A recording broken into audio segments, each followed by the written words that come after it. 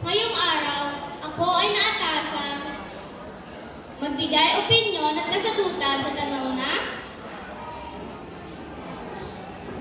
ano ang kagandahang taglay ng kultura ng Pilipinas kung ikukumpara mo ito sa kulturang Banyaga?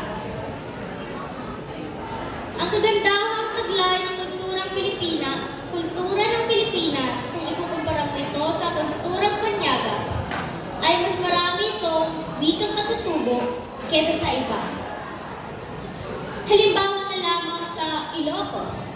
Ang kanilang wikang katutubo ay Ilocano. Sa Pampanga, ang kanilang katutubo ay Kapampangan.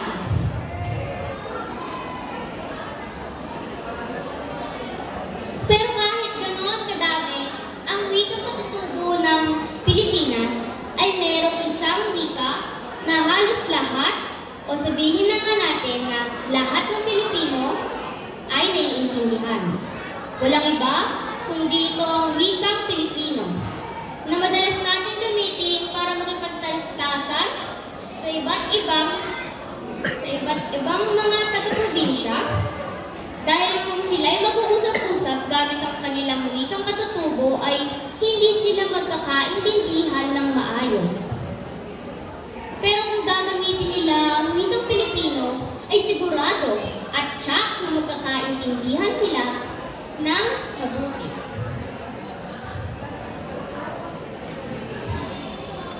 Yun lamang po. Sana po ay nagustuhan ninyo ang aking sagot. Muli meron akong isang sasabihin or mensahe na alam kong narinig nyo na ng maraming beses sa monologo, spoken poetry.